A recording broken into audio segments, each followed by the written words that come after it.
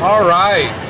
Well, we're getting towards the end of the Driver Appreciation Week. Welcome to sunny Phoenix, Arizona. We finally did fall under 100 degrees today. It's 99. Pretty nice out. Just in case anybody was wondering, it's like cooled off. Joining me today is Jim Fitzsimmons, our COO. We've got David Tillman, our Senior VP of Recruiting and Safety with us, and I'm Ken McBee. So we do this every year where we take about an hour or up to an hour and we field a bunch of questions. There's no bad question. Just drop your question in the chat and we'll try to answer as many as we can.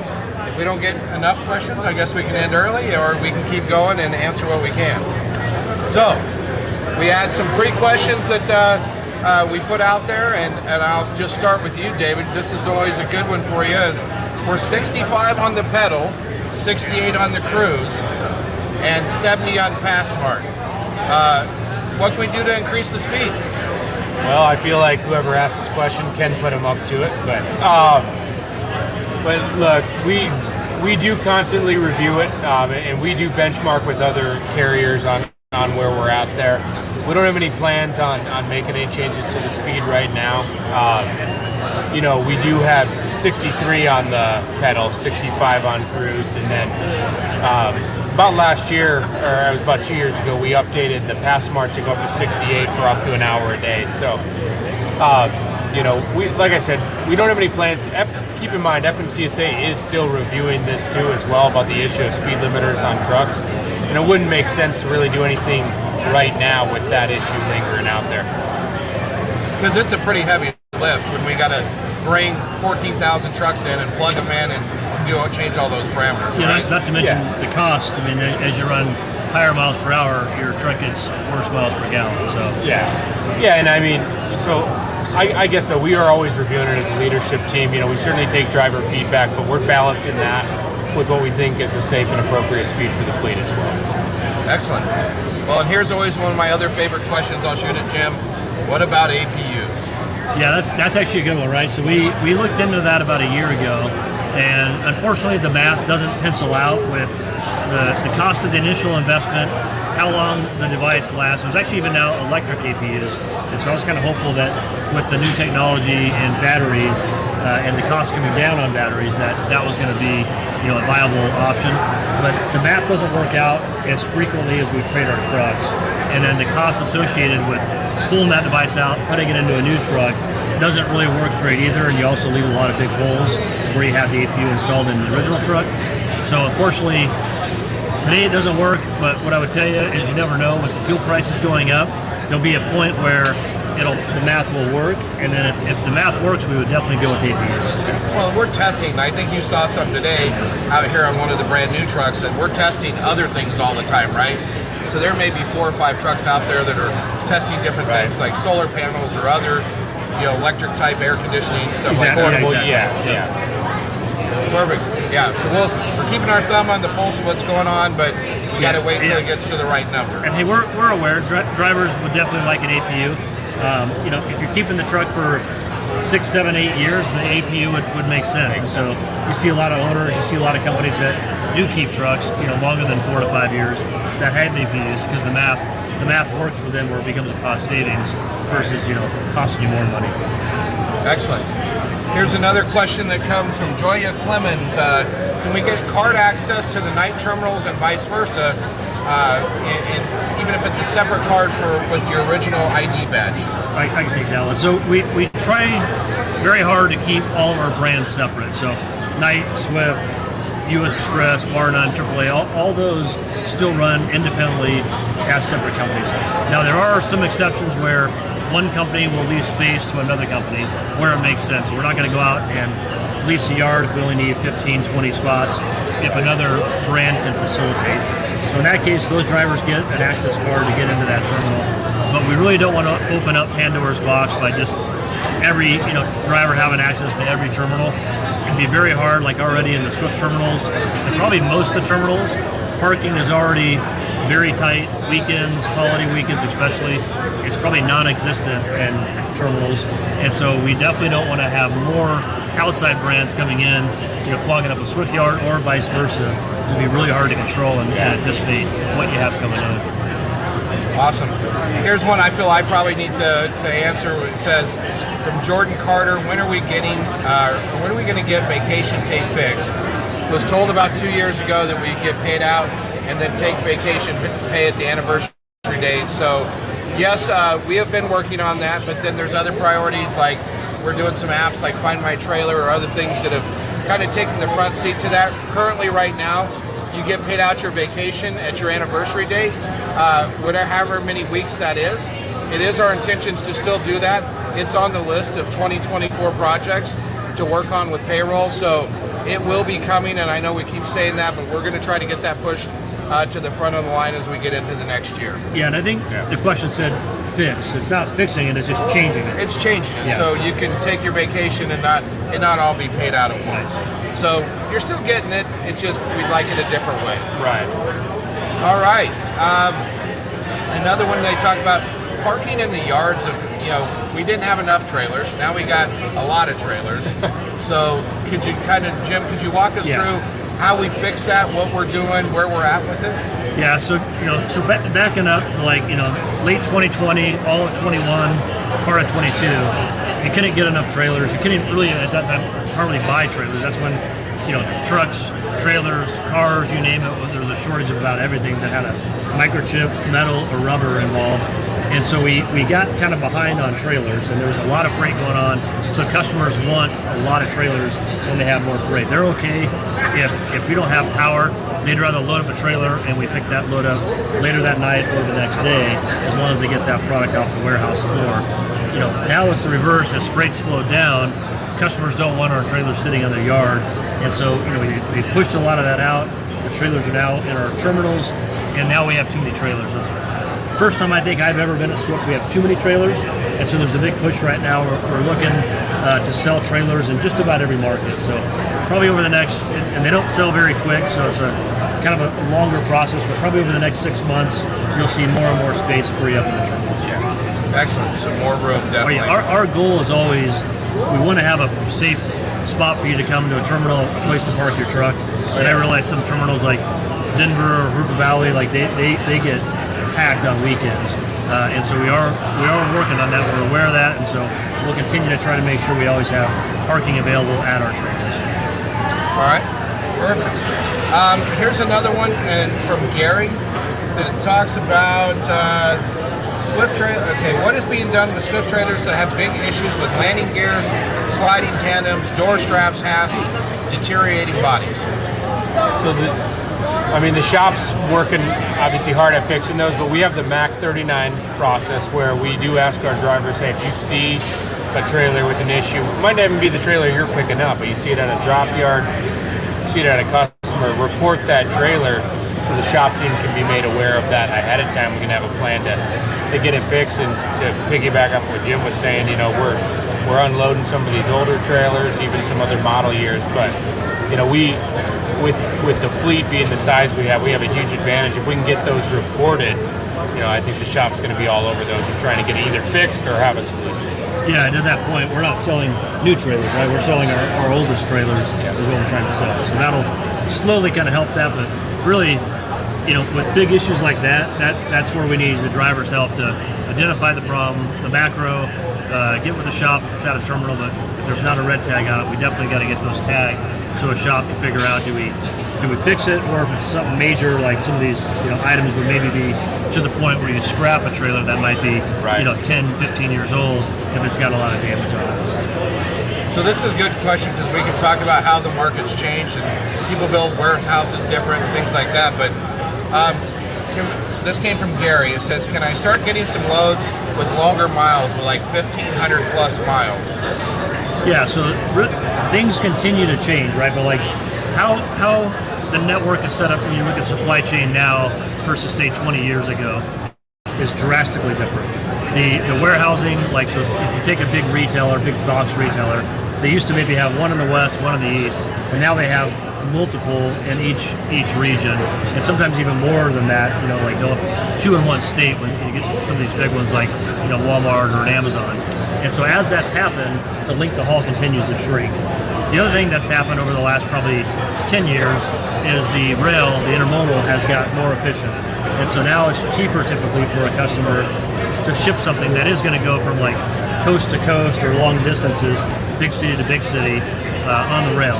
And so you're kind of competing against intermodal when it comes to long length of haul. Now, some product might be very time sensitive where they don't have the luxury of putting it on the rail, and therefore it goes over the road. But a lot of that business ends up being like team business or something we use our mentors for, where a solo can't get it there in time. Some of these lanes now, the rails got so efficient that it's the same speed of a solo driver running it across country. Okay. It just continues to dwindle the amount of loads we have that are long length of haul. Yeah, so we'll see that that's pretty much not going to change. No, trust me, we love the long length of haul. We try to win those anytime we get a chance to bid on those. It's just more and more shorter regional type freight is what you're seeing. And this is the second part to that question. Drivers are seeing a lot of subcontractors or independent drivers hauling Swift trailers these days. Can one of you just walk through why? I'll take that one. I'll just answer this. So just on with Charlie and Jeff, the contract component, I actually brought this up because I do hear this, complaint or question a lot as far as why do we have outside carriers hauling our freight or hauling our trailer? Now, keep in mind, a lot of times that's not our freight. It is our trailer, but that's a good thing for Swift. And so it's called power only. And what we do is we allow other carriers to haul our trailer. And so I'll give you an example. Say we have a commitment of 30 loads a day out of a customer. We've only got 25 trucks. Now we got to cover five more loads we don't have trucks for. That's where we rely on power only to come in. In that case, they'd be hauling a Swift load on a Swift trailer, and typically it's going to be something out, and then we got to get that trailer back to the market it came from, so we don't screw up our trailer balance.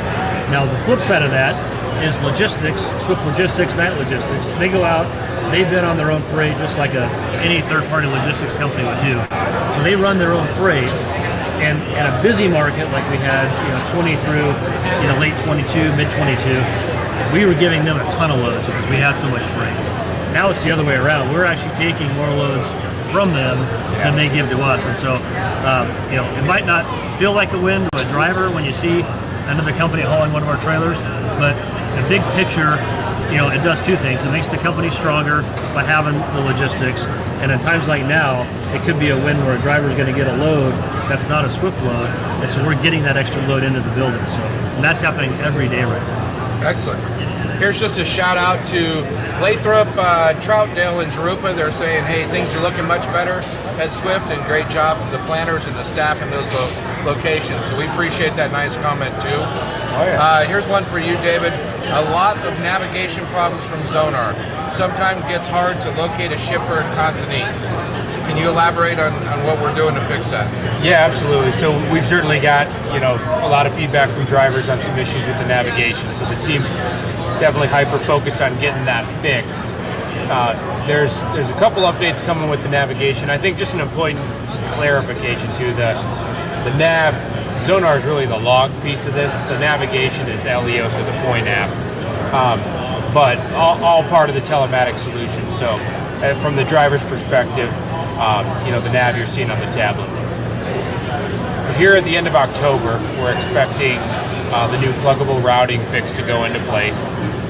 Currently, it's being piloted with a group of about 10 drivers, with that plan to expand next week, I believe, right? So, the team's focused on getting that fixed.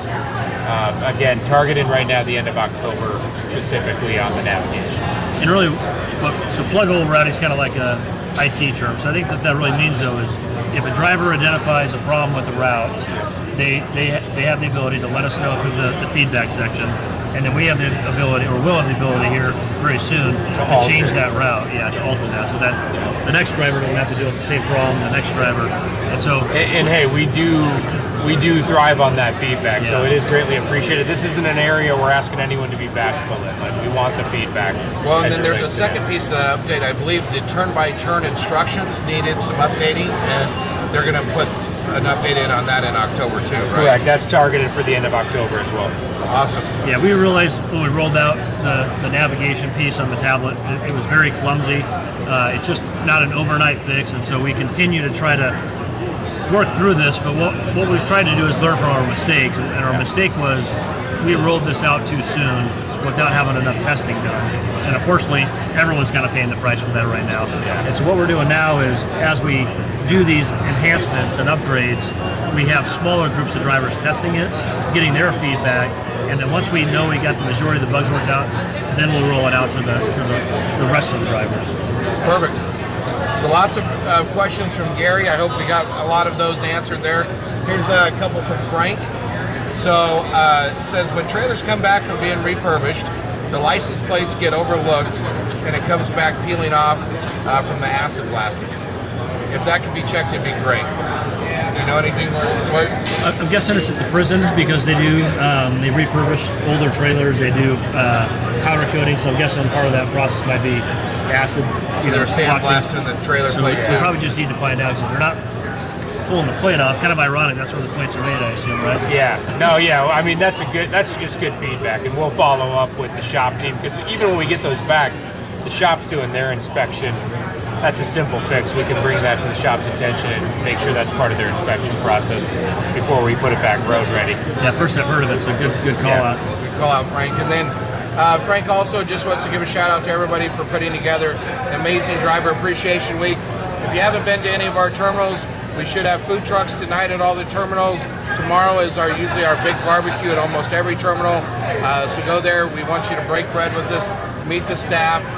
It's really, we do appreciate our drivers so much and can't thank you enough for all you do. So let's see here. This is one. Also love the dedicated fleets putting dedicated stickers on their trucks, like Home Depot and Bimbo. It lets us know what fleets they're on. Very nice. So that's a cool sticker. It gives them a sense of belonging, right? I think we'll give Mark Deere the credit on that one. I know we probably should do more of that if we don't. Yeah. Now keep in mind, some dedicated fleets might have trailers that are shared with the over-the-road, like the line haul fleet, where you're not able to do that. But if it's a fleet where it's truly out and back every time, I think we probably should use more stickers to identify. I'm pretty sure they're putting them on the trucks, Jim, not on the trailers, but it's a pretty cool little badge. Too. Yeah. So as long as they're clean and it's that badge that goes on that windbreaker. Yeah, those do look slick. I've seen those. Yeah. Well, here's one with the challenges of today's economy. Many blame corporate greed or other things why wages are not rising. How about a short state of the company, operating ratios, anything like that? Yeah. So we won't go into anything, and we go into prior, right? So if we talk about like Q2, operating ratio was a 94, I believe, for the company. So basically what that means is for every dollar of revenue we generated, we only kept 6 cents. So right now, if you think about it, like if you're only making 6 cents, you can make more money by giving somebody a loan when the interest rates are so high. So 94 is nothing to be proud of. We're not proud of that number by any means, and so we got a lot of work to do. Right now, the economy might look good when you look at certain numbers like the stock market, but overall, I think everyone probably agree. Things have got very tight with inflation. So no doubt, inflation has continued to skyrocket. Everything's up. Fuel costs is way up, and so therefore, people are spending less than they used to. Going out and buying stuff retail, home improvement, that type of stuff. And so that's what's really kind of hitting us where, all trucking, is down. You also had a huge influx of carriers coming into the market starting back in 2020 when COVID hit. So, probably middle of 2020, everyone was rushing in, getting their, authorities to become a carrier. And so you ended up with a supply and demand where it got way out of whack. You had way too many truckers for the amount of freight that was out there, and so now we got the reverse effect, right? So it's just a matter of time before that kind of settles again, kind of hit equilibrium, and then we'll be back to an overbooked market. So we do feel though, this has lasted a lot longer than we thought it was. We knew this would happen. We knew this 2.5 years ago. It was going to happen, and it was going to be a pretty big downturn based on all the factors that were going on in the economy and with all the new carriers coming in. Yeah. What we didn't realize is how long this was going to last, and you have a lot of carriers that have held in there a lot longer than you would have expected them to, because the problem is rates continue to drop. For the last 18 months, none of our costs have dropped at all. So fuel, tires, still trucks, trailers, everything, right? Came in on diesel today. Yeah. So unfortunately, there's no extra money like there was all through 20, 21, 22 to give out these increases. And so that's why, we still have our drivers. If you're, over the road, you do go up based on your mileage or tenure. So, those bumps still happen. So you still get a, wage increase there. But, we haven't done an across the board wage increase like we were doing when things were really good, post-COVID. Well, and one of the things that can help improve your wage too would be mentoring. Absolutely. I think. Can you maybe tell us about that, Dave, and what you'd suggest? Yeah, I mean, we still, first of all, we are incredibly grateful for our mentors. I mean, we have a ton of them stopped in here this week, but we just extended the mentor bonus, $200 a week, through middle of January, I believe, and so that's a tremendous opportunity.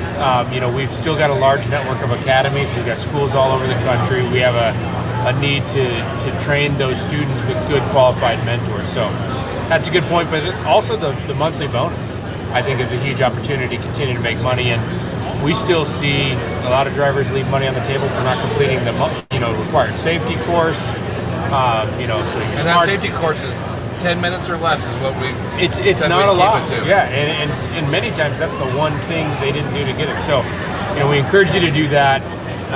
There's opportunity out there, and with what Jim was saying, I think the overall market seeing individual operating authority, so these single truck carriers are kind of having their authority revoked at a pretty high rate right now. So it's going to turn, and when it turns, it's going to be very favorable for us first, being the biggest. It really is. And so I guess the shout out there to the drivers is, hey, we need you. We don't want you to go anywhere.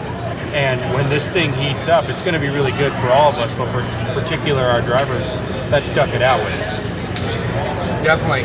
Here's a comment from Damien that says, however, I got to this, he says, however, I got to hand it this company, be down on the road, hearing from other drivers, he's really glad that he chose Swift. So we're glad you chose us too, Damien. And keep doing what you're doing. Yeah, I think it's important to note, the slowdown of freight is across the board. It's every carrier out there is dealing with this. Unless it's like a small carrier that has some, sweetheart dedicated really deal that's not impacted it. It's across the board. So I think a lot of drivers don't realize if they leave Swift to go someplace else, thinking, the grass is greener, you're going to be dealing with the same problem. It just, you could be dealing with a lot worse situation depending on their financials, if they can hang in there or not during these tough times. Here's a question from Eric: is what is the reason, other than saving money, behind Swift non-paid holidays for drivers? It's something we just haven't paid, and so holiday pay, again, like when we look at redoing pay in general, like the next time we do a pay increase, that's something we can look at to see. Historically, we haven't had holiday pay for drivers.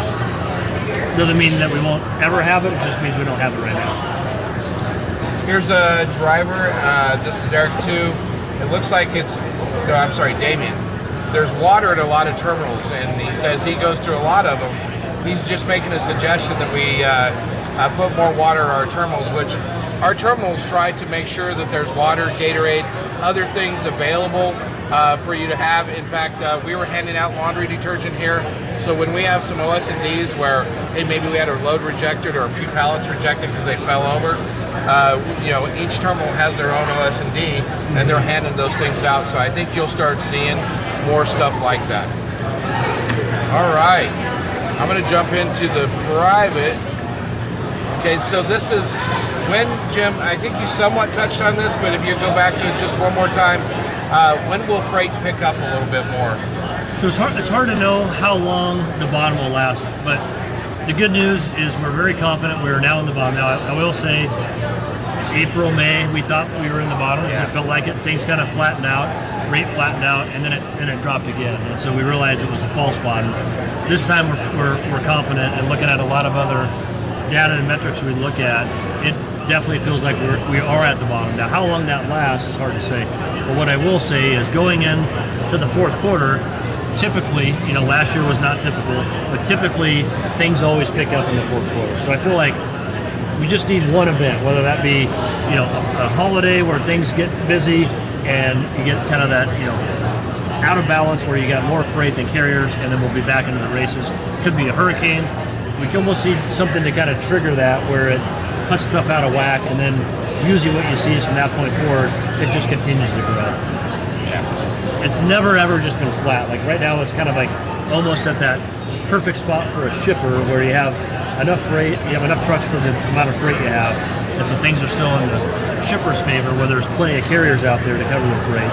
At some point, very soon, we'll see that flip back the other way, and that's when you see more loads. Be one of those first phone calls. Yeah, exactly. Here's a question that's asking, when are we going to show some love to the Fontana Terminal? Do we know where they're at? And I don't recall from talking to them where we're at on the upgrade list. That terminal, so Fontana's different than Hooper Valley. Fontana's where we have our dedicated folks in SoCal. That terminal we don't own, we lease, and so we would never do a full remodel like we do on a terminal that we own, because we don't own that building, obviously. I don't know where we're at on that. I know Southern California, the prices have got astronomical, and I know our facility team is looking to see, is there better options, or what do we want to do there? If we do a long-term lease on that, then we probably would come in and do somewhat of a remodel. But again, that's not a over-the-road terminal. That's for dedicated drivers. Probably the majority of the drivers based out of there are on a dedicated door. They're going home every night, and they're not sleeping at the terminal. Now, there's probably some that are on regional fleets where you're home every other night or whatever. And for our producers, I know I'm jumping around. I didn't realize I wasn't at the top, so I'll make it so you can find the questions a little easier. Let's see here. We talked about the progress in cleaning out trailers at the terminal. Let's see here. How about drivers relaying loads? Are we able to communicate directly with each other, with dispatch involved, of course? There's nothing to stop you from doing that. Now, we don't have a way of sharing information, and I don't know that we would want to share drivers' names and cell phone numbers with another driver without permission.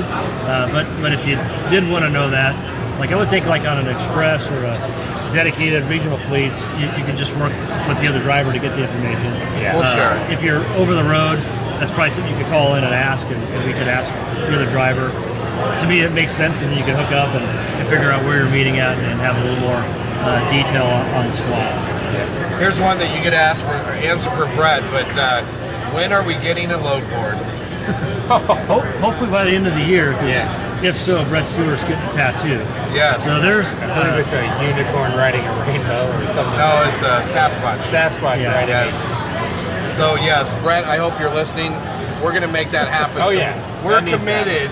We hope by the end of the year that we have that done. He thought shaving his head was bad, but I will tell you, there's a lot of focus. We've been working on this load board literally probably 4 years now.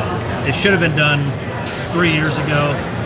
It's had more problems, more delays, but again, what we don't want to do is roll out something that doesn't work right. And so every time we think it's going to work right, it breaks. And so we do have drivers testing it right now. We continue to add more and more owners into that to make sure it's going to work right. But I do have a lot of confidence based on the meetings I've been in.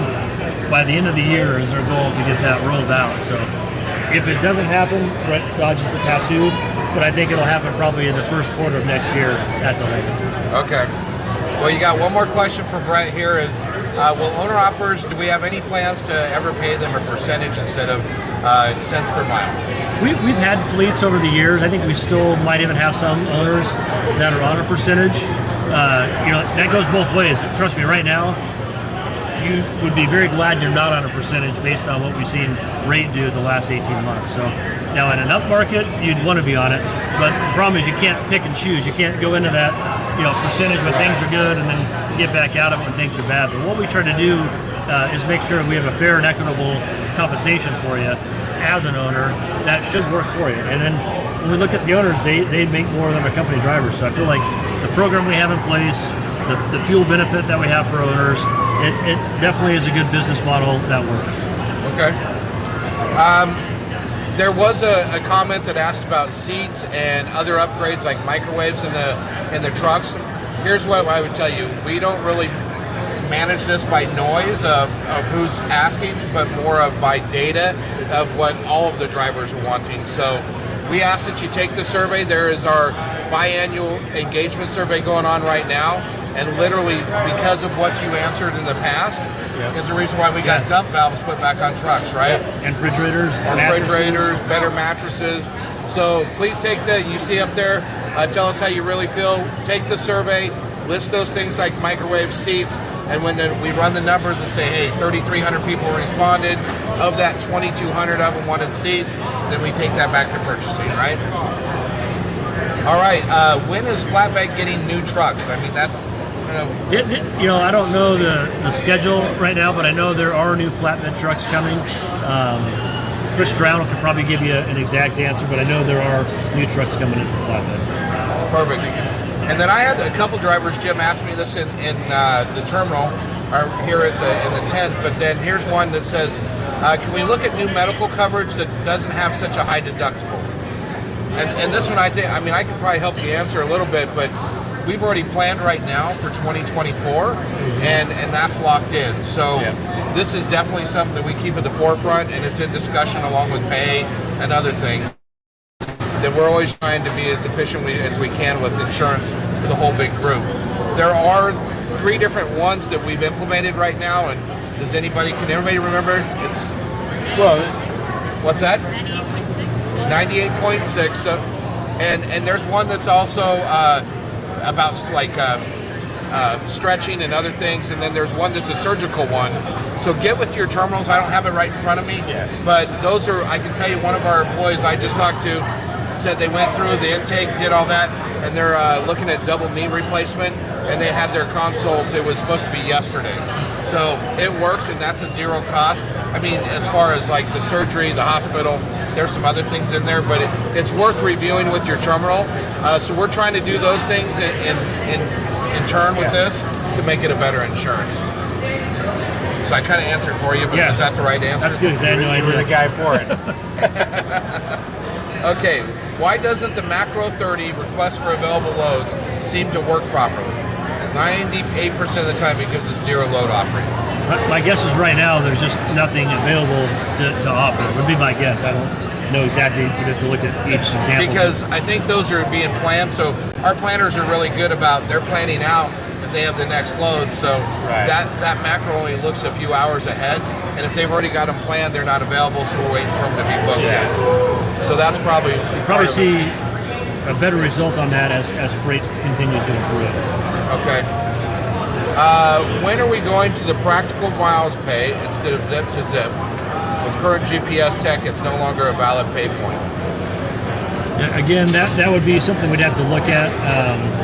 We pay the same way we've always paid. It's kind of the standard in the industry. Though, that's customers pay us though. Yeah, and so it would be something, if we made that move, it could even be like we would do that instead of increasing like an across-the-board driver wage increase. Okay. Let's see here. I think we've answered a few of these. Sounds like George's leaving. If you hear a Harley out there. George over there? Yeah. There's a motorcycle back there for sure, right? Okay. If he rides to the tent doing a wheelie, we'll have to turn the camera on him. Yeah, we'll have to wait for that to pull away. But hey, can we have more control of our fuel locations? I think this is one that, hey, we're looking at purchasing the cheapest fuel everywhere. We are given multiple choices. I just drove from here to Amarillo the other day, and it was much cheaper when I got towards Albuquerque than it is here in Phoenix at $5 a gallon. So part of this is making sure that, hey, we're operating on those pennies, right? 6 cents on the dollar that you mentioned. So we have to buy our fuel in the right places. So we continue to try to give you multiple choices, but you're going to have to buy it in the certain states or certain areas where it's most lucrative for all of us. Yeah, and a lot of that comes down to like our contracted rates with the big suppliers, and so a lot of that's based on minimum gallons, and so what you see on the kiosk isn't necessarily what we're going to pay for it when we actually pay that fuel station for that fuel. So sometimes you might think we're crazy. It probably looks like we're fueling you at a station where it's 5 cents cheaper across the street. Just know that the marquee sign isn't always what we're paying. Yeah, definitely.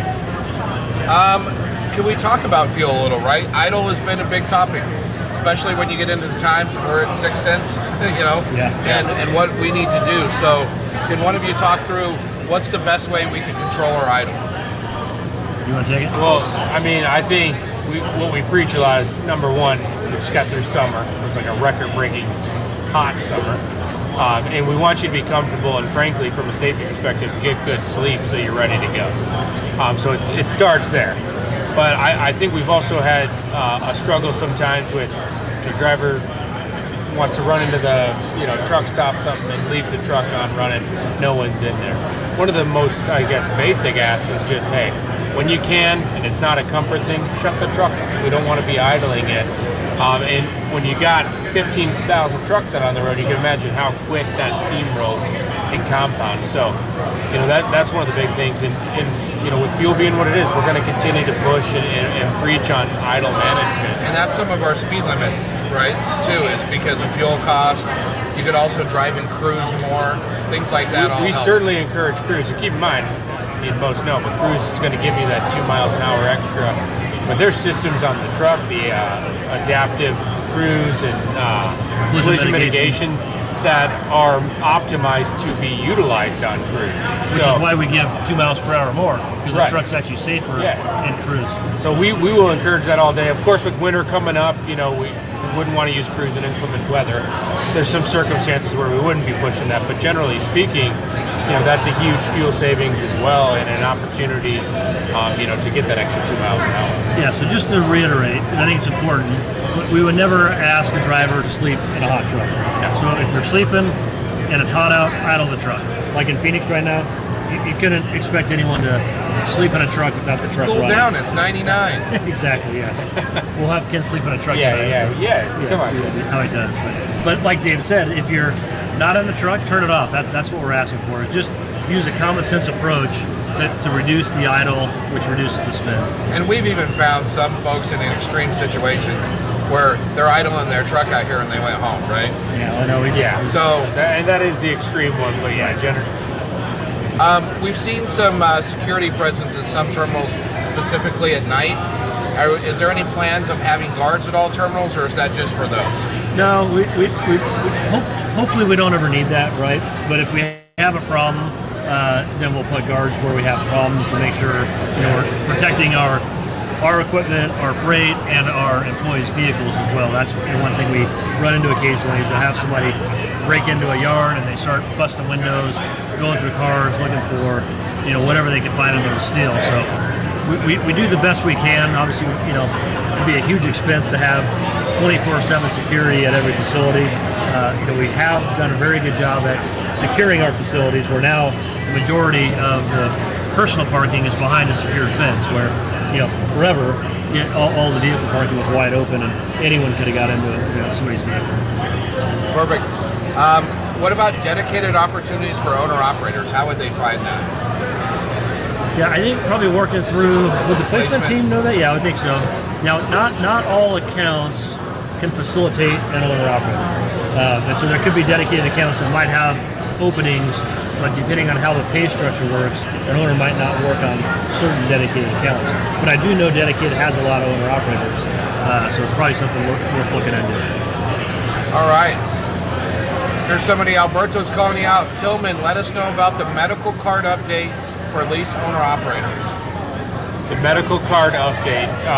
So I did discuss with Charlie and Jeff earlier. That may be what you're referring to, but some issues around, what clinics can owner-operators use to recertify their medical. And so just to add clarity there, we have a network of clinics we require to be used on the front end when an owner is coming to Swift and trying to contract on. And we do have Swift-specific clinics we mandate for recertifying. So this would be a current owner-operator. Your med card comes due. It's time to re-up that. The owner is able to choose a clinic of their choice. It could be your PCP. It could be, a DOT doctor you've been going to for a long time. If the owner chooses to go through a Certi Drive clinic, Swift will pay the charges for the physical. But if you go to your own, the charges will be to the owner. But you do have the option. Okay. I believe that's what they're referring to. Perfect. Here's a question for Tim that says, I like to think, or I like the on-site cafes at Phoenix, Memphis, and Salt Lake for all the drivers, yet they're not open for dinner or weekends. So I happen to have a discussion with our facilities group about this today. And this is something where these locations, they just don't have the sheer volume. So right, for instance, here we're open from 6 a.m. to 2 p.m. If we don't feel that's the right hours, we can't do from 6 a.m. to 9 p.m. because there's not enough work for them. Yeah. So we did talk through, and this is where you can list on the survey, hey, maybe we should be open from like 11 to 6 or 11 a.m. to 6 p.m. so you can get lunch and dinner, or maybe it's a later breakfast, lunch and dinner. So please give that feedback in the surveys for those locations. Again, Memphis, Phoenix, Salt Lake all have cafes, but they're not open. Or would you rather them be open on the weekends? We'll try to see what we can do to get them open. Yeah, and at the end of the day, those are owned and ran by a third party. Yes. So they got to make a profit. So that's part of the reason they limit the hours to when they can actually sell enough product to make a profit on that food. Same thing with the open markets. I think a lot of drivers think that Swift's making a profit on that. We don't make a penny on that. That's just we don't charge them to be in there, and so we try to have them keep the cost as low as we can. But all that is ran through a third party as well. Perfect. Let's see here. I think we've answered a lot of these other ones. There are some, it looks like there's a lot of questions for owners. Brett and Ian usually do a live at least once a month.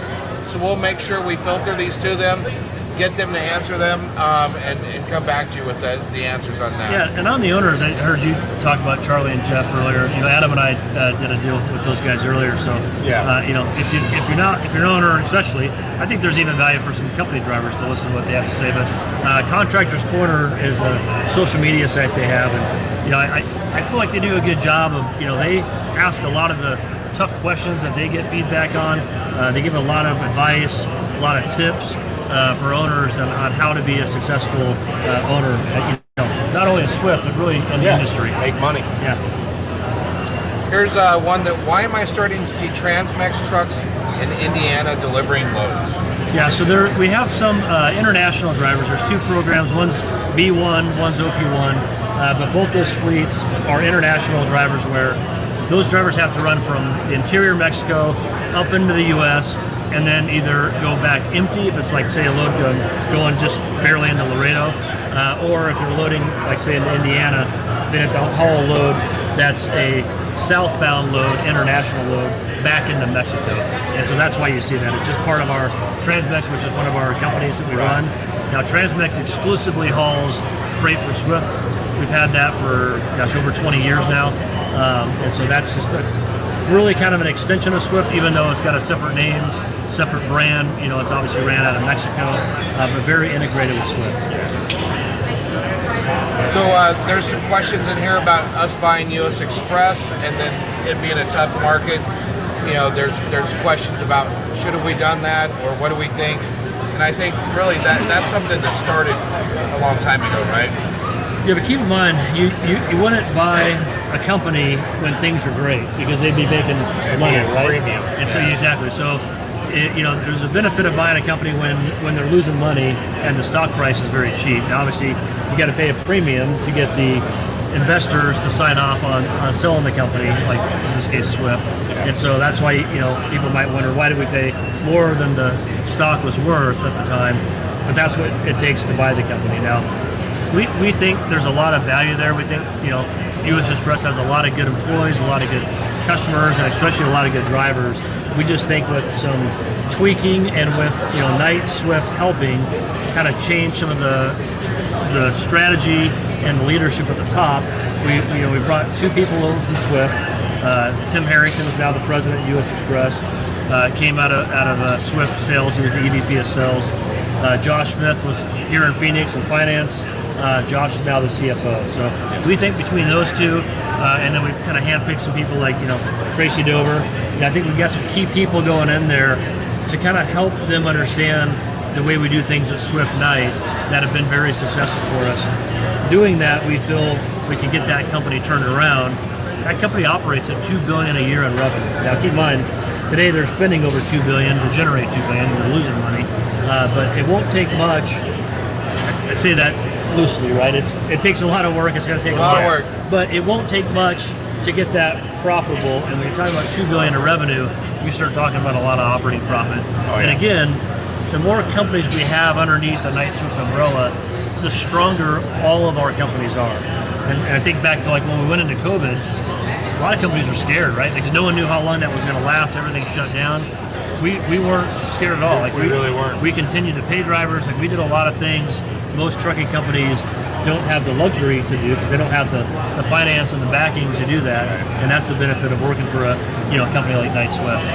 Yeah, and I think it's early on. It's only been barely 2 months since the acquisition of U.S. Express Total Transportation, but there's already progress being made. And to Jim's point, I mean, that just strengthens us. And you talk about purchasing power, all the tires, equipment. That positions us that much better too. So there's a lot of reasons why. And hey, when the market turns like we're talking about, it's going to be that much better. Right. There's some comments about Wi-Fi in the trucks. Again, put that on your surveys. Those are things that we'll take forward as into consideration as we move forward for 24.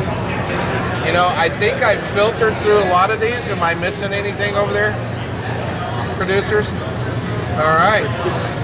Well, 5:45. All right. So, we have a great celebration going on here in Phoenix. I know they're doing it at all the other terminals too. You have Dedicated's doing celebrations there. It is truly about the drivers. We appreciate everything you do. Please come, and tomorrow is brisket and baby back ribs. Oh, yeah. I think there's 800 pounds. Wow. So nobody should go hungry.